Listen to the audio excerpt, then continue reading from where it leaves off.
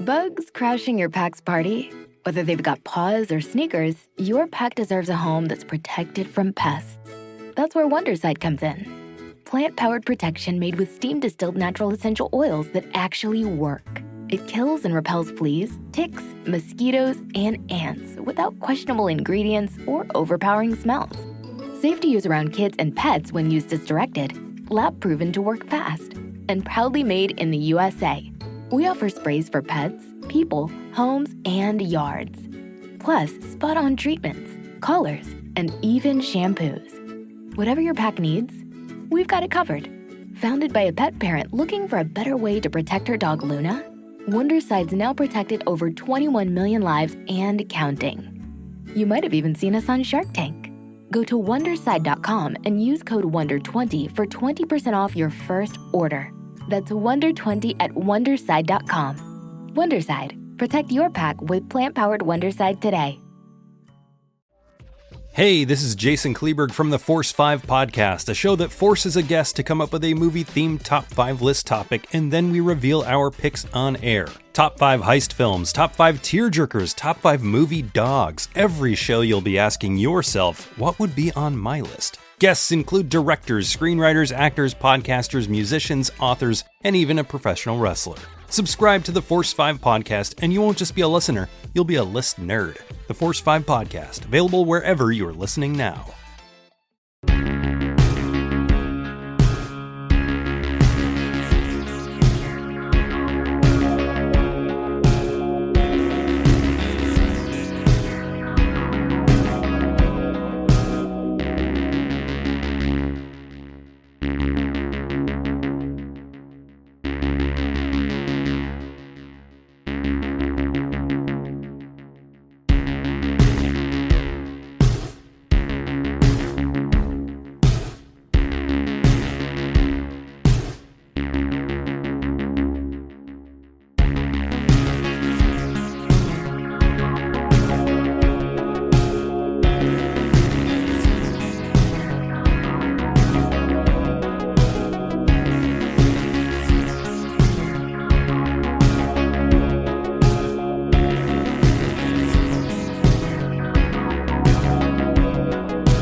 Welcome back, Midnight Viewers, to Midnight Viewing. My God, here it is.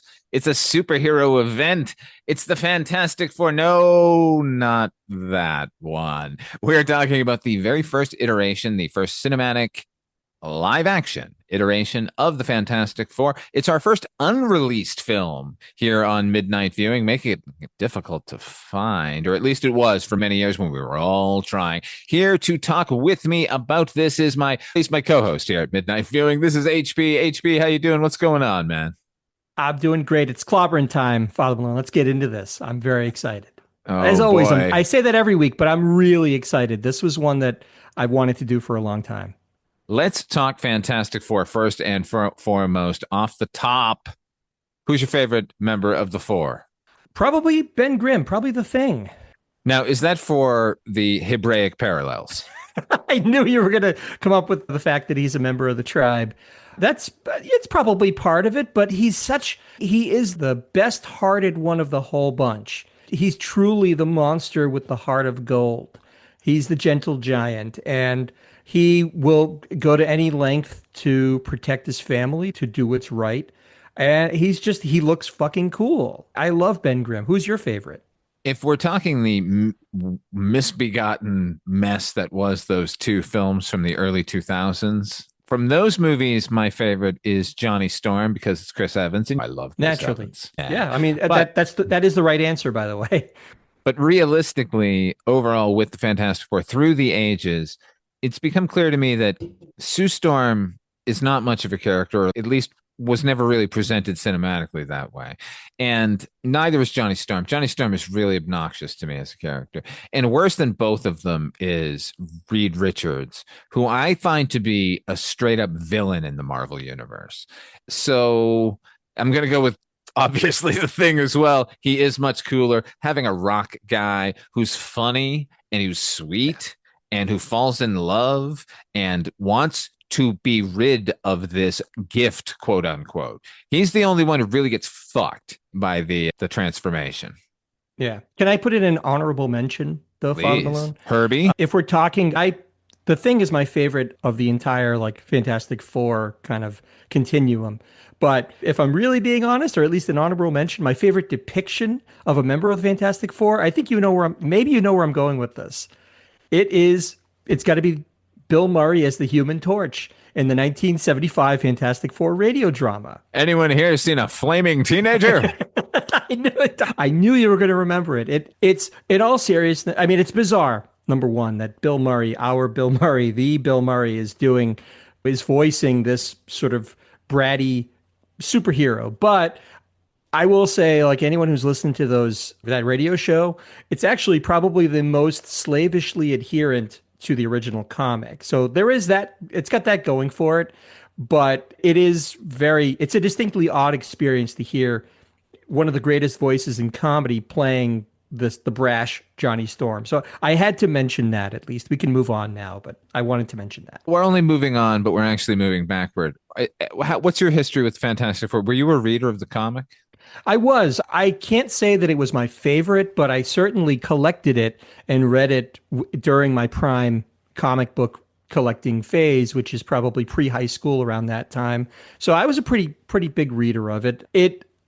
I also can't say that I was a devoted reader of the original 60s run because some of those I found they're very dated, let's say. Now, I recognize the importance and I love the fact that they're this iconic superhero team. But I read it quite a bit. And I was a big fan of the what ifs that featured the Fantastic Four. Yeah. I myself never read Fantastic Four. I could never get into them. I understood the family dynamic of it, and I knew they were Marvel's familial heart, as it were. But I only became interested in Fantastic Four when it involved their greatest villain, Galactus, more specifically, Galactus's herald, Norrin Radd, the Silver Surfer, who is one of my top 10 Marvel characters. I love how existential and just what a horrific situation that character finds himself in. I never really dug too much into the comics, although I very, very happily watched all of the cartoons from the 60s and 70s and whatever we were getting in the 80s. Any iteration of the Fantastic Four animated, I was down for. If we're talking about the comic or extensions of the comic, I do want to make one recommendation to you and the audience at large. It's a book that came out in 2003 called Unstable Molecules. Are you familiar with it, Father Malone? No, hit me to it. It's written by a guy named James Sturm, and it posits that the Fantastic Four were actually real, normal people that inspired the Marvel bullpen of the late 50s to create the Fantastic Four comic. In the book, it's funny that you talk about how Reed Richards is your least favorite member, because in this book, he is the worst. He's this stuffy, self-absorbed Columbia professor who is dating Sue, but pays her no mind and is very self-absorbed, like I said. You mean Reed Richards in every iteration of the Fantastic Four? But this is like a real-world version of Reed Richards. No powers. These are just real people that, like I said, inspired this. Gotcha. Johnny is a bitter, aloof teenager who never got over the death of his parents, and he is inspired to run away eventually, spoiler alert, by a beatnik. Ben is a friendly-go-lucky boxing trainer, but he has issues with rage and sexual addiction in this. Oh my God, stop and it.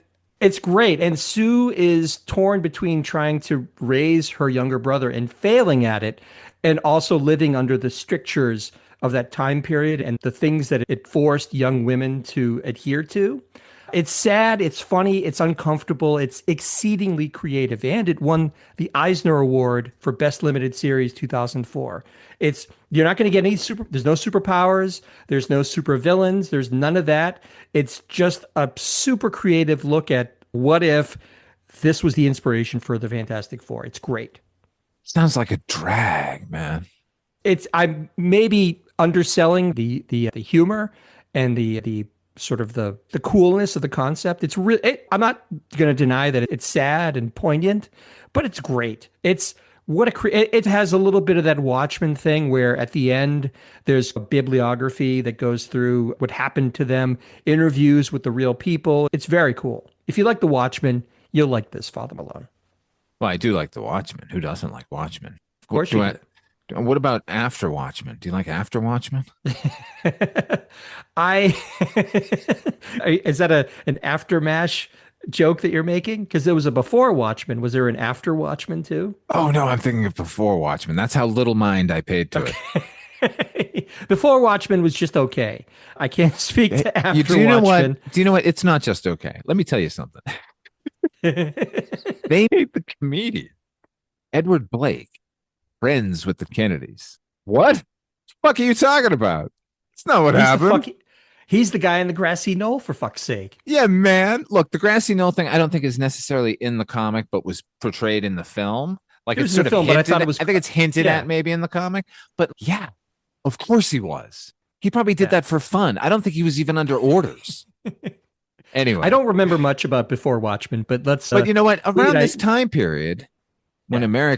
we were all so hopeful, and then that hope died thanks to the comedian. Right around that time, Marvel's first family was born.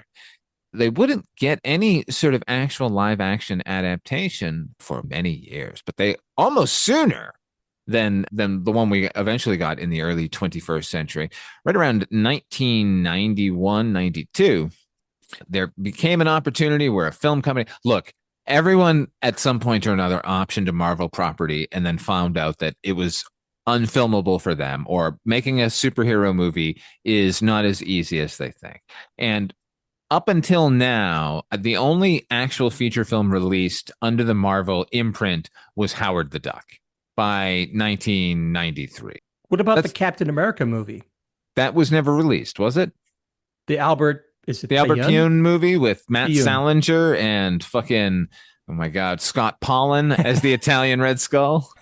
I don't. What's going on there, Captain? Hey, I don't know. I did see a poster for it in the theater. That doesn't mean that it was released, but because I saw the Fantastic Four poster too. I don't believe it was released, sir, because I saw the same poster, and you know me, I was stoked for a Captain America movie. Sure. Did not happen. And then, Okay. oh man, when it did not, when I finally saw it, which was it came out on video pretty quickly, as soon as straight to video became a thing. What never came to video was the promised Fantastic Four movie, the one that showed up on Film Threat magazine, which was a national publication. It was a periodical of note. It's a very polite way of categorizing it. Although I will say I was an avid reader of Film Threat. I don't know if you were. If I was. Yeah, I love Film Threat.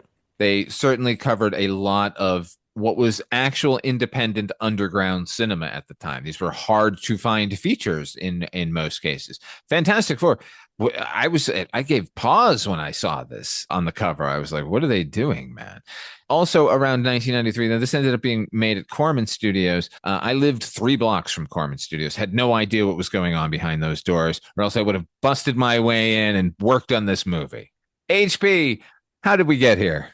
In terms, Constantine Films has the rights to Fantastic Four, right? Sorry, yeah, Their copyright is going to run out. It's a tale as old as time. yeah. So they needed to. Now, see, it's a little murky. I thought you had to at least have a movie in production before that copyright ran out in order to have it renew itself. That's a little bit murky, and we'll get into the ins and outs of how it pertains to Fantastic Four. But it's my understanding that the guy was a Bernd, what's his last name? Bernd Constantine, man. Sorry, Bernd Constantine. He went to Lloyd Kaufman at Troma to try and get a quickie film made, and he turned him down because he figured it was too big of a budget for Troma to handle. He then went to Roger Corman, and Roger Corman approved, I believe it was the biggest budget up to that point for any Corman film, which was $1 million, to fast track this movie and get it into production. And everything happened very quickly, but there was no indication, at least to the creatives dealing with this, the actors, the director, the editors, any of these people, that this was anything but a genuine theatrical release. Everybody was stoked, like we were, that, wow, this is a Fantastic Four movie is actually going to be made, and we want to make this thing the best thing that we can make it. Yeah, plenty of stories of people walking around the halls of Corman Studios with that script in their hand going, who's making this? We are. And yeah, so Corman agrees to provide $1.5 million to against Constantine Films' $1 million. So Constantine is actually putting up the $1 million. Corman is putting up $1.5 million in production costs, which means he's using his studios and his equipment and his staff and everything, and who knows what he's paying them, whatever. So basically, this movie is being made for $1 million, even though we're told it's double that budget. I'm guessing. Yeah, but everybody, the actors are all excited. These are some actual actors of note. Jay Underwood, who was in The Boy Who Could Fly and a few other things. These aren't just no like names. The Day My Kid Went Punk. That's right. I forgot he was in that. Covered here on Cable Box Theater, midnight, a division of Midnight Viewing. It was. By the way, it should be noted that a lot of what we're describing here comes out of a movie, a companion piece to Fantastic Four, if you will, called Doomed, the untold story of Roger Corman's Fantastic Four, that it goes into exhaustive detail about everything that we're describing here, and it's highly recommended. For years, that's all you could see of the movie. The documentary had footage of the film in it, and the film remained unreleased. So if that, you had to see Doomed. But the actors involved were excited because everybody, the director, they saw this as this could be really good for their career. They realized they were doing this under the constraints of a Roger Corman production, and that's obvious when you see the movie. But it's also pretty clear when you watch the Fantastic Four, Father Malone, that this was made with a lot of love for the source material. That no one's phoning this in. They're doing the best they can. Yep. They're doing the best they can. See, here's the thing. Look, as a young man, when I heard that they were doing Fantastic Four and it was Corman and they were doing it for $1 million, I was like, this is going to be the greatest train wreck of all time. I cannot wait to see what a fucking nightmare this is, right? And that, of course, Film Threat at the time, their coverage was, we're doing our best here, folks. But I would not hear that then. Oh, no, I don't care. Doing your best. Get out of the way. Let somebody else make the Fantastic Four. Don't hold on to this copyright. If you're willing, my thought then, now too, is if the only thing you can get going with the movie is this, maybe you shouldn't have the rights to the film. Anyway. This is true. And it also bears repeating that this was obviously a very different time for Marvel movies. Nowadays, a Marvel movie like Fantastic Four First Steps, that's a big budget, highly anticipated movie. This was a time when Marvel they couldn't get movies made under their own banner. They didn't have the resources or the infrastructure, or any of that, or there wasn't much public interest. Comic book movies weren't really a thing. But you're right. By then, we did have Captain America and we had The Punisher. Now, which is more disappointing by the time that they're making this film? I never saw The Punisher, so I can't speak to The Punisher. I can speak to Captain America, and it was pretty damn disappointing.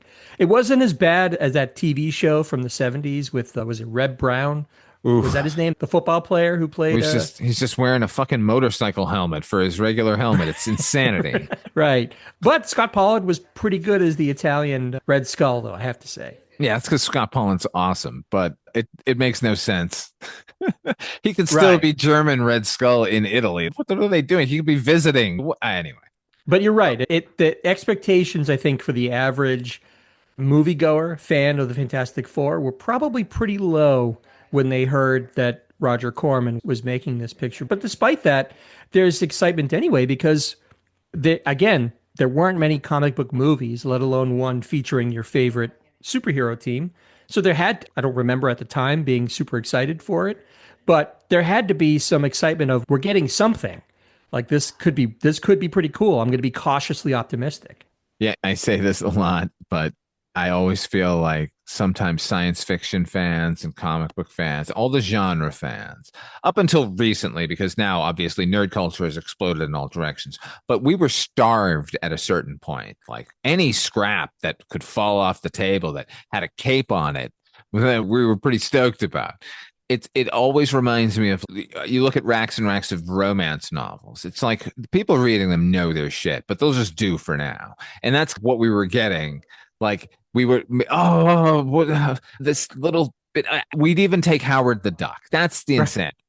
Just a little, like a starving person, you give a crust of bread, they're going to leap upon that crust of food with like hunger is the best sauce. That's the saying, right? So anything is better than nothing in this case. So we believed. HP, I actually lied to you because that documentary didn't come out till 2015. Yeah, And I was gonna mention that. I didn't. Well, you're on a roll, so I didn't want to get in your way. I had seen I saw Fantastic Four in 97, the Roger Corman one. Like the bootlegs were pretty quick out They there. were.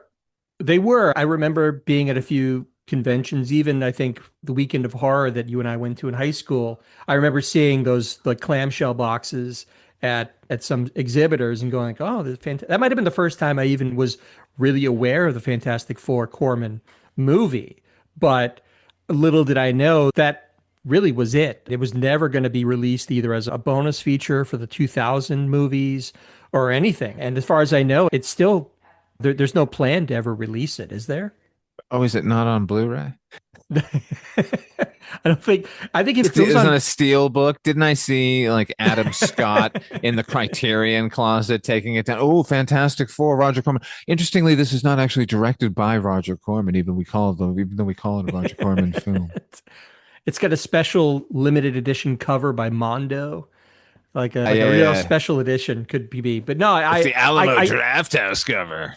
I can still see it, that cheapo case with the like digitally printed cover, poorly, like the color is all faded and bad looking, and you just knew that somebody dubbed this off of their own VCR. And that was the other thing. We're talking video cassettes. This wasn't like you're getting a DVD or even like a CD-ROM. This was a video cassette bootleg.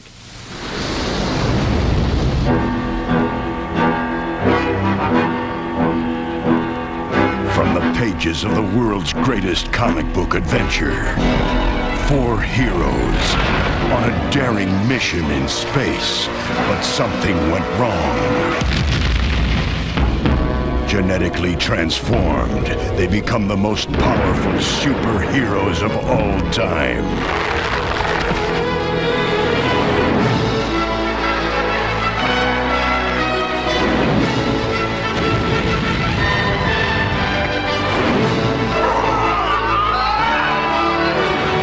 But the forces of evil are out to destroy their cosmic power. And to survive, they must utilize all their strength.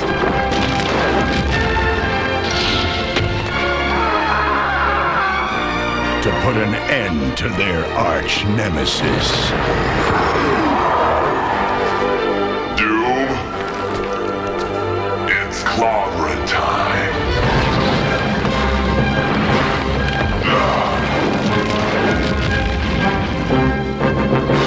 The Fantastic Four.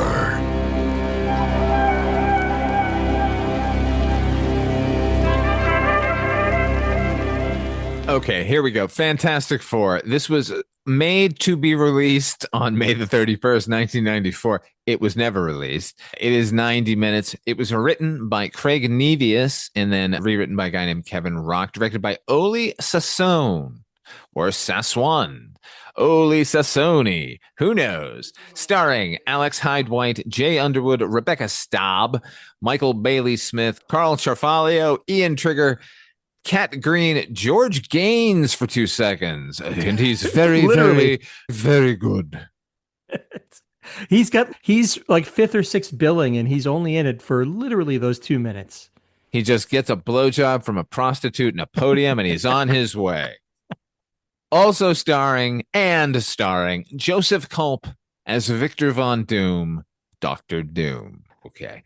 90 minutes. Did I mention it's 90 minutes? That's all right. Here's the thing. I agree with yours and Film Threats and the Doomed documentary's appraisal that this is a very earnest film made by serious people. They are not winking at the product, which was always comic book fans' greatest fear, that we were getting Adam West's Batman 66 again. By now, Batman had come out, and Batman was a serious dude because now it's Michael Keaton, which sounds funny that he was anyway. So Batman is a serious dude now, so we're expecting at least our filmmakers to take the product seriously, to take our characters and the world they're in seriously. And this one definitely does that. It does. Look, it's not the greatest story. There are clearly concessions to things like budget and what have you, but it's not the train wreck that everybody feared it would be. I will say this. We've talked about those Incredible Hulk TV movies that came after the fact, the one with Thor and the one with Daredevil and so forth.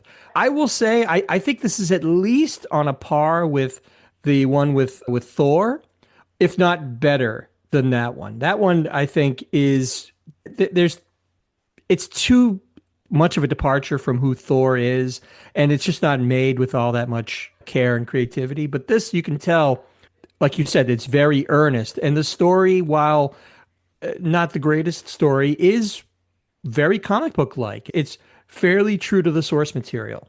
If this were, I say this a lot about origin story movies for comic book characters. If this were a pilot for a television series, I would say this is a great fucking pilot. Everyone should seek it out and watch it. Look what they did. The fact that this is a theatrically minded feature that is ultimately a fucking dodge so they can maintain the rights to the characters. It sullies my take on the film. It doesn't. Let me put it this way: the sort of naked greed on display balances out the earnestness of the cast and crew. So now I have to just judge the movie as is. Of course, and I would say I think if you ask or if you talk to the actors, they would ask you to judge this movie on its merits as opposed to all the baggage that it comes freighted with. So on that basis alone, Father Malone, were you entertained? Did you enjoy it? I was entertained, definitely. And I did have a good time watching it. Was I scratching my head a lot? Was I wondering what the fuck is going on several times? Me too. Yeah. Did I immediately go, wait, is that supposed to be the Mole Man? Yes, all of these things. Yeah. HP, Yes. what's the story here? So it's the origin story. It starts with the origin of the Fantastic Four that I think most people probably know at this point. There are some alterations and some streamlining happening. In this one, it starts out Victor Von Doom and Reed are classmates, just like in the comic book. But in this one, this is mental, by the way, that we're starting with them as young people. I get what they're doing, but it's fucking crazy that this is a 10-year jump. Anyway, please continue. These are guys who here's George Gaines, by the way, from the Commandant Lassard from Police Academy, is giving them this nonsense fucking generic lecture at a college. Yeah, so what's happening is there's a comet called Colossus that's going to come very close to Earth. I think it's meant to be a stand-in for like Halley's Comet, and which was all the rage in the 1980s. It was not so much in the 90s, but we'll slip past that. Doom and Reed Richards they've built some sort of machine, some device that will siphon energy from this was a little bit vague. I think they're looking to make a device that can harness energy from this comet because it's going so close to the Earth. It's going to be some sort of clean energy. There's a malfunction because Reed wanted to go over the figures a second time and Victor did not, which is close to the book. There's an explosion. Doom is presumed dead, but he's actually not dead. He has Confederates from his home country of Latveria that, for reasons that are a little bit murky, they save him. A little bit murky. They take him back to his home country, and then we flash forward 10 more years, and I'm sure I'm glossing over some things. Oh, no, I mean, basically, before the craziness, Ben and we meet Ben and his relationship with Reed Richards, and they're like, Reed is like, he's in the most hilarious sort of, here's signage to indicate where we are. The Storm family like boarding house where it's Sue Storm's mom and young Sue Storm and young Johnny Storm are like playing video games because they're kids. So that was disturbing, by the way. So it's not at all creepy that little girl is obsessed with older man Reed, and To the point of, by the way, okay, as earnest as everyone was, let's call this fucking movie when it's bullshit, because it's the fucking most bullshit line ever. He's dreamy. She actually says that. She actually presses her hands against her cheek and watches him walk up the stairs and says, Reed, he's so dreamy. The only thing missing are little hearts that are shooting out from her head as she's doing this. But like I said, that part of it was creepy to me, because it's Reed and Ben are just, those are the actors. They don't change. Like when they age, it's just them. Well, they do, because they've spray painted Alex Hyde White's with the white. Yeah, giving him the gull wing hair, the Ash special. But it may be true to the book, because I know that Sue was meant to be much younger than Reed, but it's one thing. Who cares? Just start it with all of them graduated. They didn't need to. They didn't need to have this 10-year jump, because it didn't really add much, and it only made me uncomfortable, because there is Sue Storm at 11 or 12 years old mooning over Reed Richards, and you know that they're going to be romantically involved eventually. So that's a very odd thing to have to grapple with. But anyway, did you see that Transformers movie with Mark Wahlberg, where like a major plot point is that his daughter is involved with an older man, and like at one point the older man character recites like the statute of limitations for like minors. And have you seen this movie? It's insanity, no. Man. I don't think I've seen any of those Transformer movies. Well, sir, I just want to tell you that he like takes out like a form. It's clearly at that time Michael Bay was being accused of untoward. Sure, but this is a little. Some of the storytelling in this is a little suspect, but nevertheless, we flash forward now. Michael Bay, he's so dreamy. So it's 10 years later. Reed has built his rocket ship. Apparently, this Colossus comet is still orbiting the Earth somehow. It's 10 years later. Maybe it's made its return trip. That was left uncertain in my mind. Anyway, now he's going to take this ship up and do an experiment, a similar kind of thing. He inveigles Ben to pilot it. Because Ben is a pilot, so that makes sense. And then for his astrophysicist and or co-pilot and or other technicians, well, the Storm kids, of course. Johnny Storm, in the book, he was young too. But I think in that case, it was more like he was like a prodigy. He was a good mechanically, so he was going to be an asset to the crew. Whereas in this case, not that Underwood plays him badly, but he's just a teenager, and it's unclear what qualifies him to go on this space flight. He's a hyperactive dummy here in the movie. He got very wide-eyed, a hyper. So they go up. Oh no, but okay, I'm leaving something out here. So here's where it gets a little weird, Father Malone. So here's where it gets weird, everybody. So Reed realizes that they need a force field to protect them from the cosmic rays, if you will. So he arranges to have this giant diamond be part of the ship's makeup. It will protect them from the harmful radiation. But there's this character who's supposed to be the Mole Man, but they couldn't get the rights to the Mole Man. So in this movie, he's called the Jeweler. The Jeweler has an obsession with Alicia Masters, who is the blind sculptress from the book, in order to tell people who that is. There's a blind sculptress, and in this movie, she's been hired by the city to memorialize the Fantastic Four after they're killed. No, right? No, but that's after this. That's after this. Okay. So at this point, she's just the sculptress. Okay, and the Jeweler is obsessed with her. So in order to give her a gift, he steals this diamond and replaces it with a fake. At the same time, Father Malone, Dr. Doom is looking to sabotage their flight, because now he's officially Dr. Doom with the costume and the metal mask and everything else. Lots of fetish shots, like lots of like shots of the eyelets and the mouth, yes, and just the hooded figure, and lots of the fingers. We'll get to him soon. Yeah. So he figures into this. He also wanted to like I said, sabotage this mission, but he observes the jeweler stealing the diamond. So he says, my work is done. I don't have to do a damn thing. This is perfect. I loved this part of the script, by the way.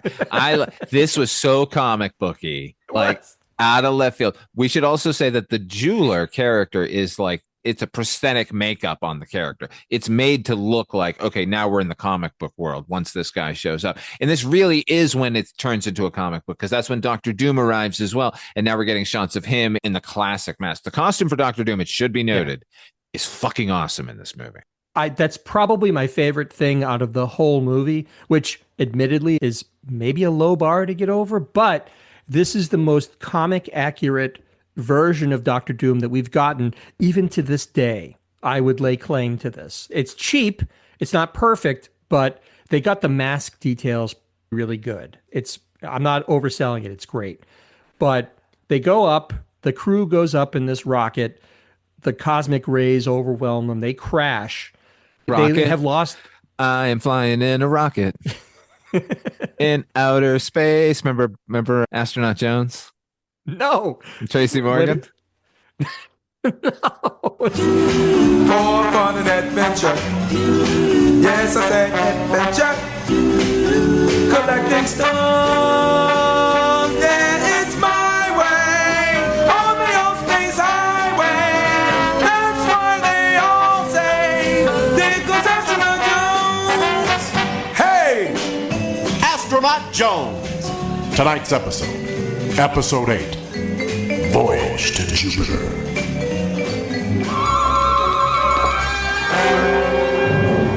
Earthling, welcome. We are the Jupiterians. Right. We come in peace and wish no ill will on you. Okay. For centuries, we have longed for the day that your people will arrive on our fair planet. Dig. That by sharing and learning from each other, I could dig we that. can form a beautiful new universe. Oh, man. What say you to this, Earthling? I say you three ladies hike up those dresses and bend over and let me slap those fat asses.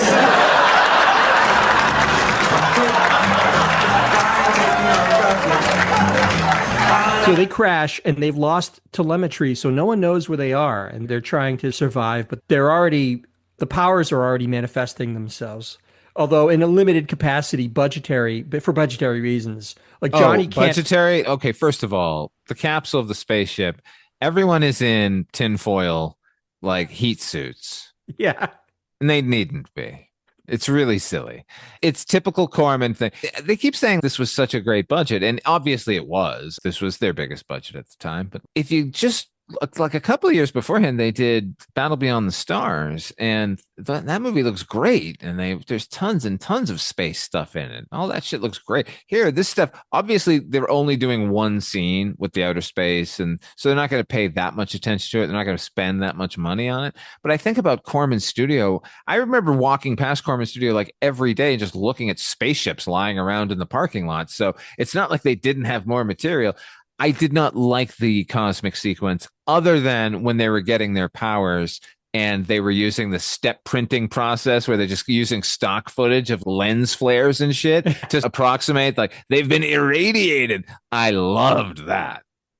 But to your point about how bad some of this looks, I think it's maybe less a budget thing and more of, according to Doomed, the documentary, not only did they have to make this film cheaply, but they had to make it very quickly.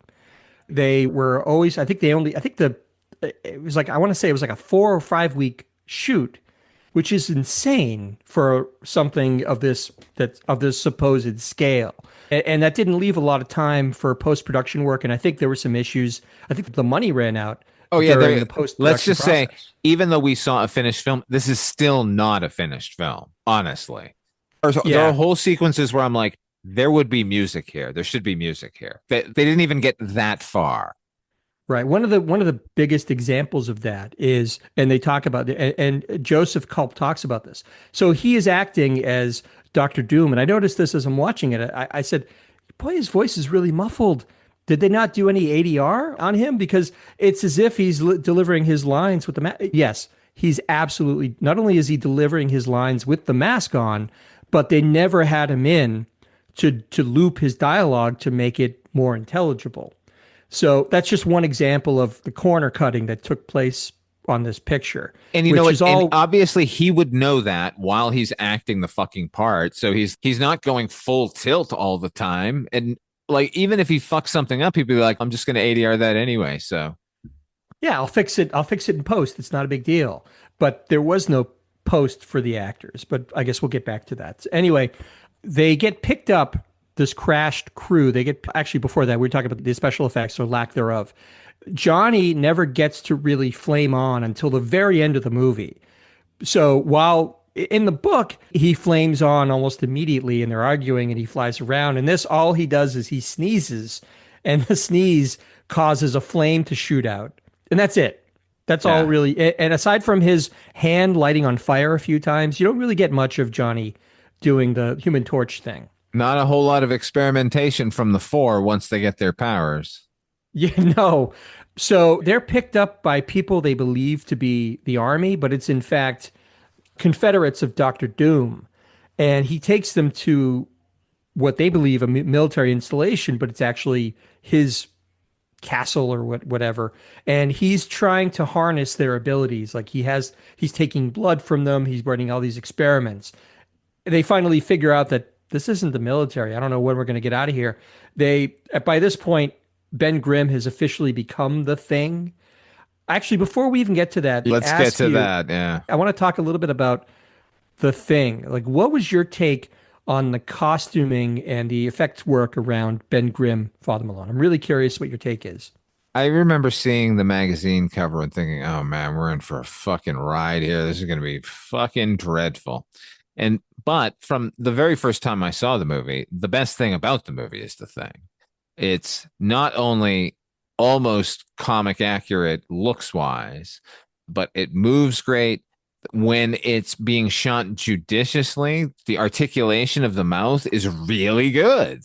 When we first meet him and he's asking questions like, "Why did this happen to me? Reed, what are you doing?" All of that was great.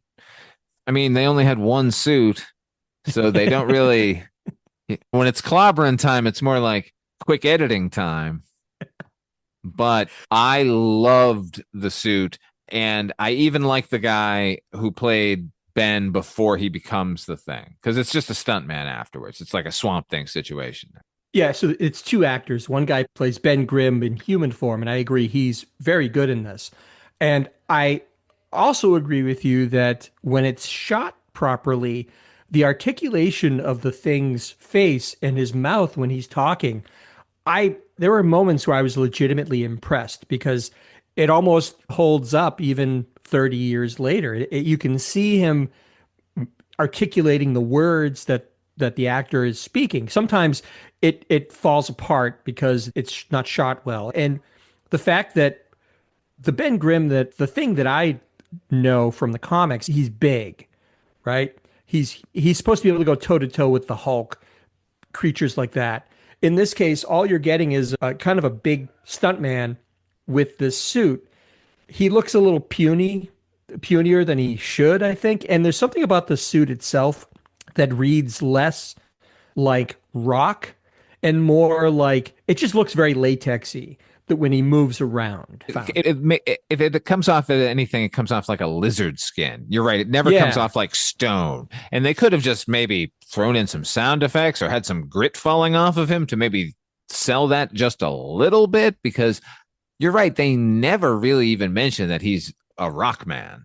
Yeah, but and the fighting is a little bit goofy, but I do think clearly a lot of time and effort went into the servos that worked the character's face and mouth. So that part was really good. There's not really much to be said about Sue Storm. That's really just your typical matted shots of her, like half visible, half not visible. I think there's one shot of her shooting like an energy weapon or like a shield out of her hand, but that's about as far as it goes with her. And the less said about Reed Richards' stretching ability, the better, probably. Oh, yeah, okay. So Reed Richards, anytime he stretches, it's either a practical effect, which looks terrible, or it's a straight up hand animated like stretch where his clothing is also stretching inexplicably with like his leg stretches out and trips somebody. I would rather him have had no powers than the powers that we end up seeing. And Sue Storm, the way that's presented, that drives me crazy. I don't care if you just have somebody disappear on screen and it's the same effect that they've been doing since the fucking Invisible Man in the 1930s. That's fine by me. But if the person disappears and two characters are standing on opposite sides of that person and they open fire, that person hasn't disappeared. They're just no longer visible. She would still be shot and killed. And that sort of thing happens over and over again, where she disappears a second before somebody lunges where she was standing just there like a millisecond ago, and suddenly she's not there, as if she has gone off to some other realm. That's not how it works. Yeah, she's just invisible to the naked eye. She hasn't dematerialized. And that I did think of that myself after the umpteenth time where there's a guy on either side of her with a rifle and they both open fire. And the joke, not the joke, but the idea is because she's disappeared, they effectively kill each other. But that wouldn't happen. That did make me a little bit crazy too. Moments like that, HP, just make me want to turn up the radio or to take these broken wings and learn to fly again. Learn to live so free. Oli Sasson, the filmmaker here, he was a music video guy all through the 1980s. He did the Autograph song, Turn Up the Radio video. He did Mr. Mister's Broken Wings video.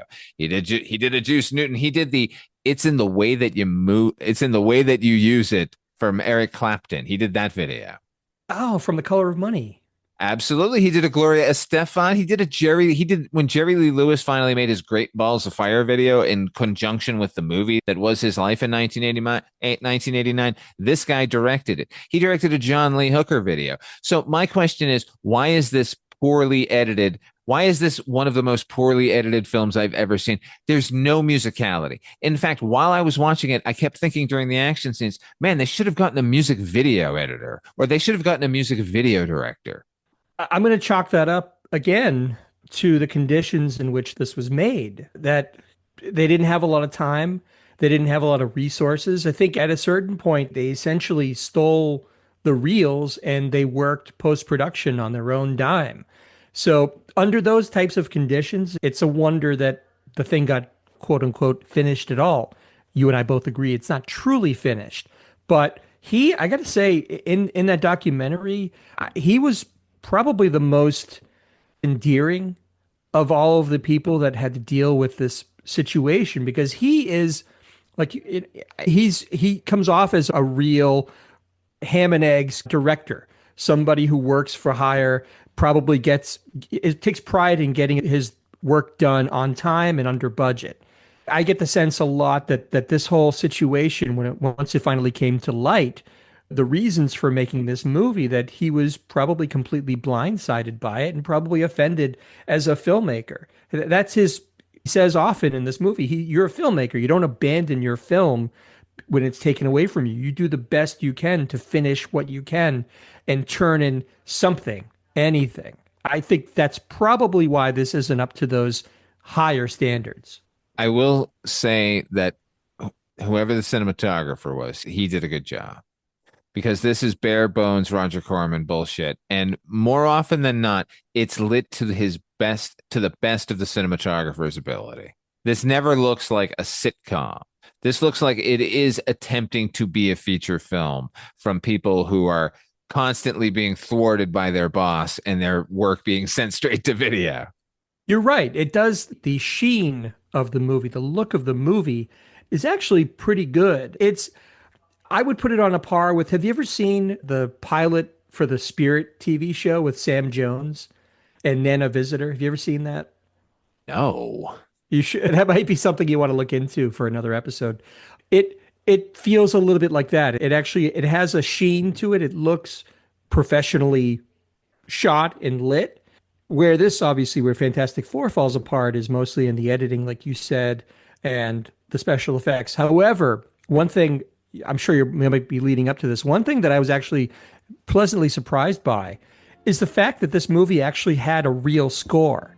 I wasn't expecting that. I thought this was going to be source music, like library music, to the nth degree. But they actually got two guys to come in and compose a score and have a 40-piece orchestra perform it and record it. I thought that has to count for something.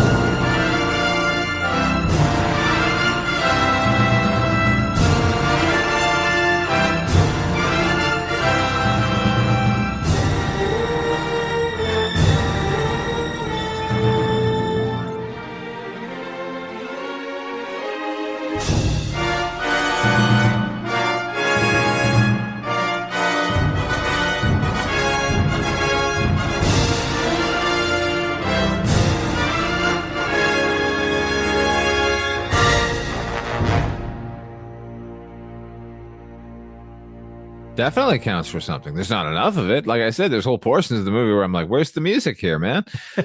And bravo that it's not what at the time everyone was just doing Batman. They were all any superhero related thing that was coming out either on television or in the movies. You were getting some variation of Danny Elfman's either horns or drums. Even Danny Elfman was sounding exactly like Danny Elfman when it came to his horns and his drums. Try to listen to the differences between Dick Tracy and Darkman and fucking Batman and The Flash and all of the other Danny. Those are all Danny Elfman scores from around the same period. What was he doing? Turn one of those down. You don't need to do Dick Tracy. Can you remember the Dick Tracy theme at all right now? Not even a little bit, because he became a prisoner of his own success in terms of the creativity. Everything started sounding the same. The only from that time period, I think it's around the time period, that's why a movie like Midnight Run was such a surprise, because that was a Danny Elfman soundtrack, but that sounds nothing like any of the other things. It's guitar forward, it's cool, it's different.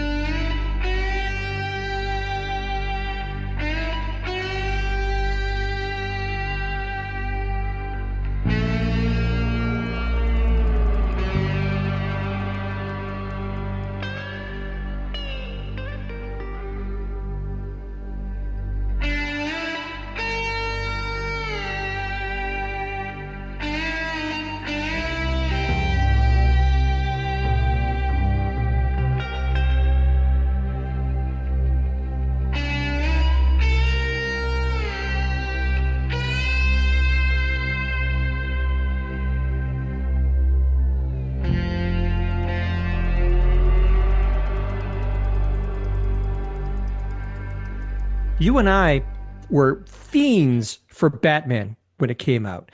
We both jumped on that soundtrack. I listened to it constantly. I got sick of it. I didn't need to hear it coming out of The Flash or The Simpsons or any of those things that you just described. It drove me nuts because it all sounded the same. I'll say that Midnight Run soundtrack that he did felt the most appropriate at the time. I was a big Oingo Boingo fan. I'm sure you were too. So once he started producing scores for movies, it was, first of all, it was elating because the first one was Pee-wee's Big Adventure. It was so boingo-y, but at the same time so cinematic that it made sense. But when Midnight Run came out, I was like, yeah, that's fucking Danny Elfman, because it was guitar and it was rocky more than anything. And I thought, wow, he's just going to keep this variation going. Like all of these different, like his early score for Summer School, which is like a Zydeco score.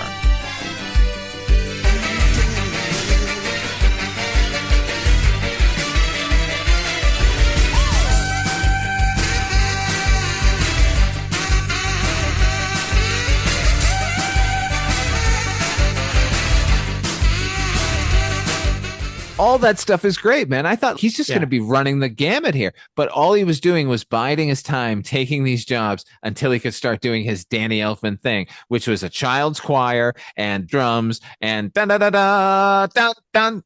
That's Beetlejuice. That's all of them. Yeah, that's all of them. And I can almost hear people listening to this, Father Malone, saying, what about John Williams? His stuff sounds the same. No, it doesn't. I reject that because he may be using, his tools are the same, the orchestra, but you can't tell me that his soundtrack for Raiders of the Lost Ark is the same as the soundtrack for Superman, which is the same as the soundtrack for Jaws. I reject that outright. So anyway, you who have that notion in your head, get it out right now. So I have not seen the new Superman yet, but it's my understanding, Father Malone, that didn't they interpolate John Williams's theme of Superman in that movie? When Superman first comes into action, yes, there are shades of the Williams score, which is smart because you're never going to do anything better. Ever. That's the thing. There have been since, I don't know, did he do this? What was the last Superman movie he did the soundtrack for? Was it 2 or 3? I think it was just Superman. Williams. So just Superman and then Superman, and then somebody came in and did variations on the work he had done because it was supposed to be 1 and 2. So I'm sure some of his score was used in 2, but he didn't compose anything new past 1. So let's say, putting aside the original Superman movies and all the sequels, we're talking about Man of Steel, the Justice League movies, how many Superman movies have there been since there's Superman Returns? Let's say 4 or 5 Superman movies until the most recent effort. None of them had any kind of memorable soundtrack. There's a reason for that. His theme is fucking iconic. That's why you have to interpolate his theme in the newest one, because that's what people want. No one will ever live up to that. I will say there's only one score that can compete. Yeah. It's the song Save Me by Remy Zero from the television series Smallville. Come on, baby. Somebody save me.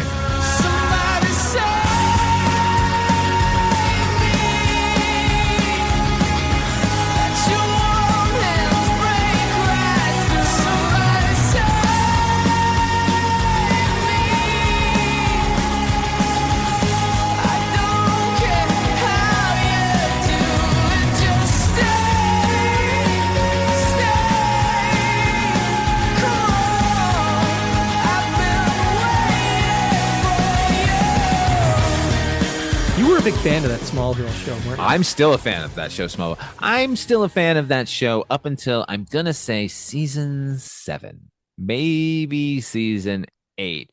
Here's why I know that it goes wrong there for me. Because on its initial run, I watched the series religiously. And I got to about series 7 or season 7. And then I just trailed off. It went away. Sometimes that happens with television series, right? Life gets involved. That's a long chunk of time to invest in a television series.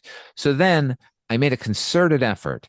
I'm going to rewatch this series from the beginning, and because it had by then ended, and I'm going to get to the ending, knowing full well that we were going to get, at least briefly, Tom Welling with the S on his chest after 10 years, right?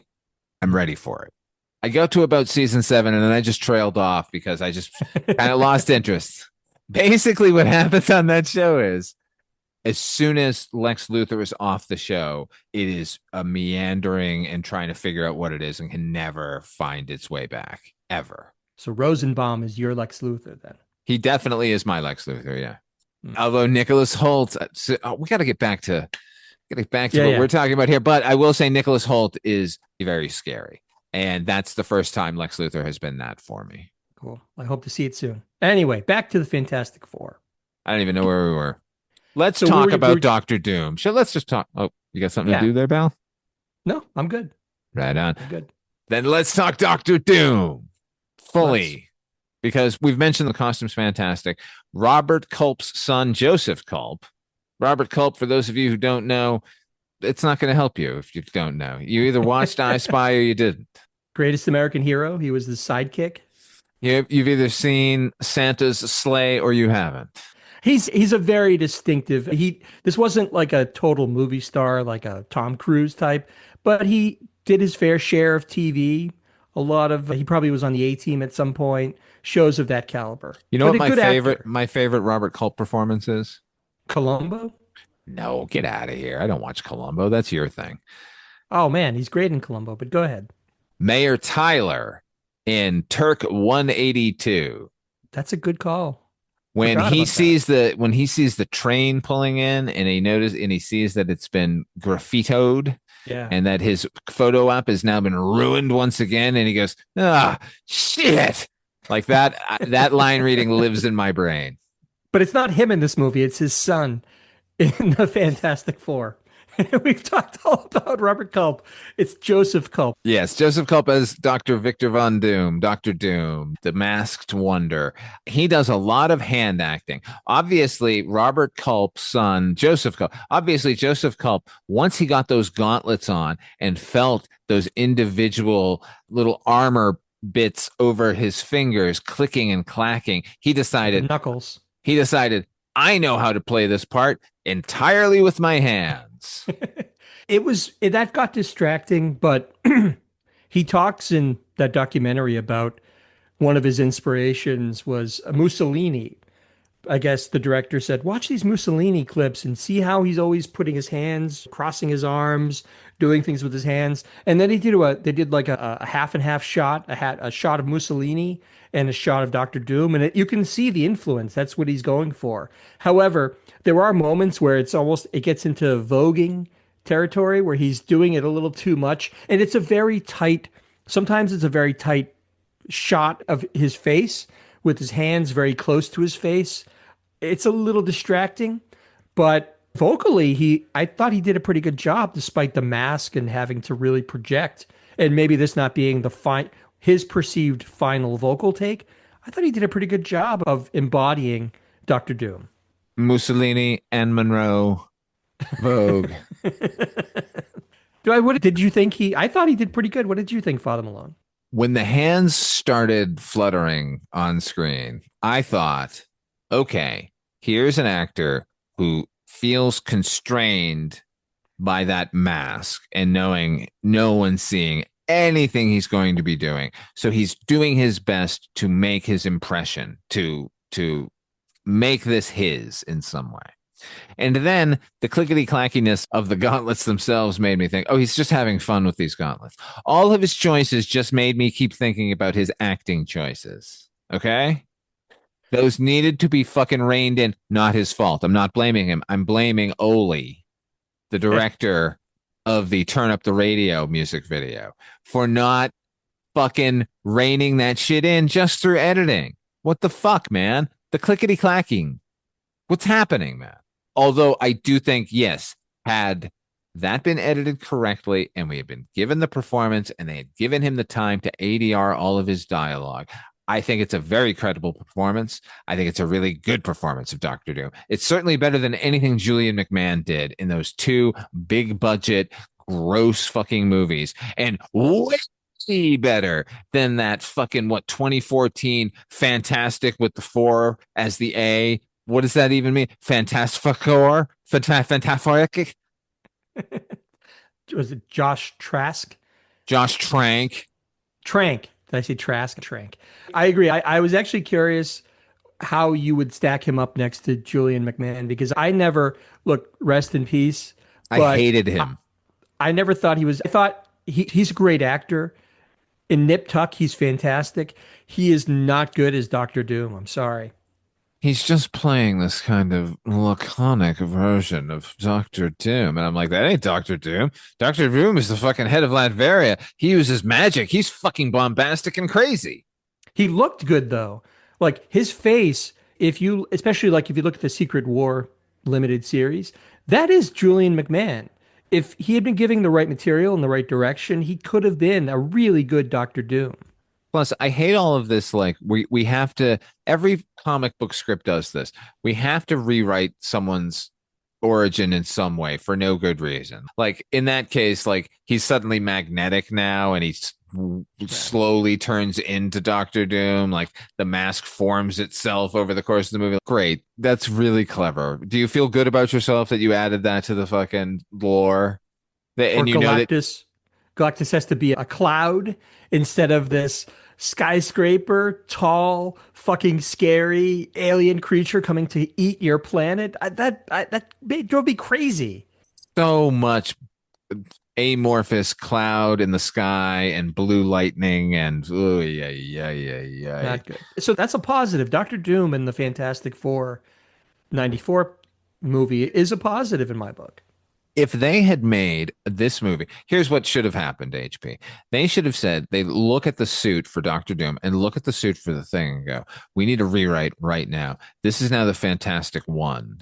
This is going to be the story of the Thing and Doctor Doom during that experiment, getting lost on some other planet and then duking it out for 2 hours. And let's spend all the money and buy another suit and buy another one for him and make this happen. And right now, that would be a cult classic we go to see on Friday nights. The Thing versus Doom. I'm there for it. I'm there. Those are the best parts of the movie. Look, other performances are good. Across the board, the performances are pretty good, I think. Alex Hyde-White gets to that sniveling fucking I want to punch you in the face, Reed Richards characteristic that I think is essential to that character. Is that a compliment? Probably not. No, he's fine. I think he's fine. I'm not going to overpraise or underpraise him. I think he's fine. It's nothing special, but he doesn't embarrass himself. It's not like he's not a bad actor. I can tell that he's a good actor. He may just not. This may not have been the right part for him. And Sue Storm, I couldn't really get a handle on because she's not really. She She's doesn't completely feature all that underwritten. much. This movie does Yeah. not pass the Bechdel test. Not at all. Not at all. But then again, some of those early Fantastic Four comic books, she probably failed the test as well. She's not well written in the early days either. It's just a different time. But by 1994, they should have known better and written her They more should have said, strongly. hey, let's write our female lead like a real character you would actually want to spend some time with instead of just another flighty idiot. He's so dreamy. I don't know where we go from here, HP. What other Well, thoughts do you have on this? I guess ultimately the question is this a success? Should this have ever been released? Or is this something that maybe was better left as a legend in a vault somewhere? I guess that's the only place we can go from here. Do you think it's as good or bad as the legend suggests? I think had they just dumped it onto video cassette in 1994 or 95, then it would just be a curiosity the same way the Nick Fury movie is a curiosity, which you can go watch. David Hasselhoff is Nick Fury. It's out there. Nick Fury, Agent of S.H.I.E.L.D. Go check it out. It's readily available. Written by David Goyer, he wrote all those fucking Chris Nolan movies, so he must be a good writer. Yeah, check out his work on the David Hasselhoff Nick Fury movie. Anyway, yeah, I think had this movie come out then, we wouldn't be talking about it right now, other than in relation to this new one coming out. And I don't think we would be speaking as favorably about it. I agree. I think being suppressed, for lack of a better word, is probably the best thing that could have ever happened to this movie.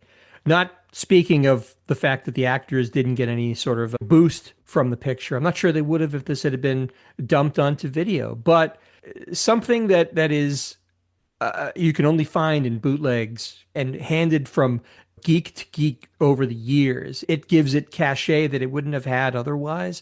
But if I'm judging this purely on the film's merit, I don't think we certainly wouldn't be talking about this movie now if this had just come out and gone, because it would have just been like it was a goofy attempt at doing the Fantastic Four. There's nothing more to add to the story, but this makes it a curiosity. Here's what I will say about this, because apparently this is just a property where it's going to continue to happen to. Thank God it's back at Marvel, because the Josh Trank movie is the exact same story. That's them holding on to the fucking copyright because it was going to revert back to Marvel. And given that comparison, watch this. Do not watch the Josh Trank movie. This is 1,000 times better than that. This one has the spirit of the movie. As we've said, you can feel that everyone is pulling in one direction, and that direction is let's make a good movie here. And our budget is tripping us up here. Look, part of that budget should have been spent on a professional screenwriter beyond Chris Nevius, who I know he's written some movies that people like. I don't. And I think his script is good here, but it needed a punch up from somebody who maybe knew the comics better or knew action better, something. I don't know. There was something missing here. The limitations are there, and the limitations are in the direction. Also, the budget. There are a lot of limitations. Nevertheless, if you put all of those limitations together, what you get here is 1,000 times better than a big budget 20th Century Fox movie with a CG lead as the thing, and perhaps the most ununified Fantastic Four of all time, featuring the stupidest version of Victor Von Doom I have ever fucking seen. And I actually like that actor. I'm not taking anything out on him, but that version of Doctor Doom makes Julian McMahon look great. Yeah, it's as you said earlier. Like in watching this movie, I don't think I was ever bored. I might have been confused, but I was pretty consistently entertained, and that's pretty cool. It was 90 minutes, pretty well spent. It's fleet of foot, man. 90 minutes. That Trank movie is more than 2 hours. Anyway, I'm going to stop bagging on it. Where can people find this, do you think? Is it on the YouTube, maybe? It is on the YouTube. You can also I'm sure you can get copies on eBay if you want to go that route. Conventions, I bet you this is still being sold at conventions. Maybe Comic-Con. Oh man, now probably in the disc form now. You probably just here, put this in your computer. Here's a thumb drive. Here's a thumb drive with Fantastic Four on it, man. I got what you need here in this a thumb drive. It's probably remastered now, and remastered in quotes, of course, because you can't remaster something that you can't get the source material back for. Ooh, do you think there's a fan edit of this where somebody has gone in and made the effects better?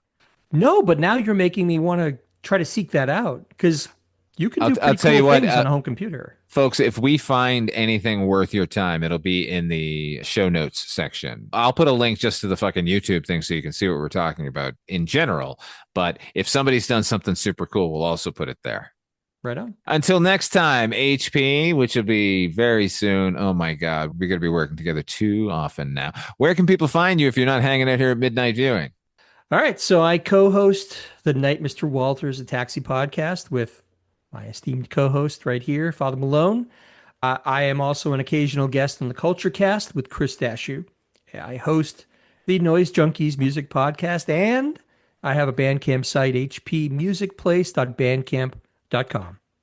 Go there immediately and check out HP's music. He does all of the music for everything I'm involved with. You're hearing it at the beginning and the end of this show, all the different variations of Midnight Viewing, actually, because each one has its own specific theme, all from Mr. HP. So go check him out. And as for me, you know what's happening here. It's Midnight Viewing. We're on twice a week. It's killing me slowly. I'll be dead soon. Just keep tuning in until that happens. And this is Friday. Monday will be another Fantastic Four. That will be Father Malone's Weekly Roundup. That will be the latest Fantastic Four movie. That'll be Monday, the latest. And then the next Friday, oh my God, next Friday, HP, will be the start of a new fest. Unless they've come up with a better title. Nobody's come up with it yet, but next Friday begins Predator Fest. Oh, shit. Starting with the original, Arnold Schwarzenegger. We're going to get to the chopper. We're going to talk about the fucking tie business. We're going to drill it. We're going to find ourselves buried in as deep as an Alabama tick. You and me, baby. So continue next Friday, everybody. Till then, I'm going to leave you with a bit of dialogue from the Fantastic Four movie. Reed, help me. We were friends once. Remember. Hang on, Victor. You see, you have not the courage to strike the final blow, do you? Just as 10 years ago, you failed in our moment of triumph. You betrayed me. Colossus was to be ours together, and now it stands between us. You still have a chance, Reed. Go on. Save me. Do not think for a moment I shall ever rest until I have what is rightfully mine. Here's to the future, my friend.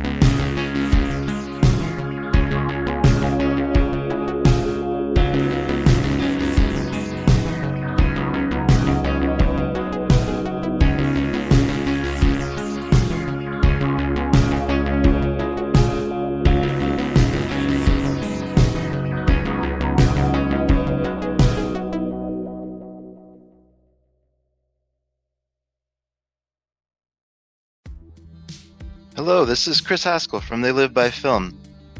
For those that don't know us, Adam, Zach, and we built a podcast over the last 2 years that's a combination of film discussion from 3 very different perspectives, as well as industry interviews with the leaders in boutique Blu-ray and 4K community. We started with Dev Crocodile, but over time we've been lucky enough to speak with Arrow Video, Severin, Mondo Macabro, Vinegar Syndrome, Radiance, Indicator, most of the OCN partner labels. It's been a blast.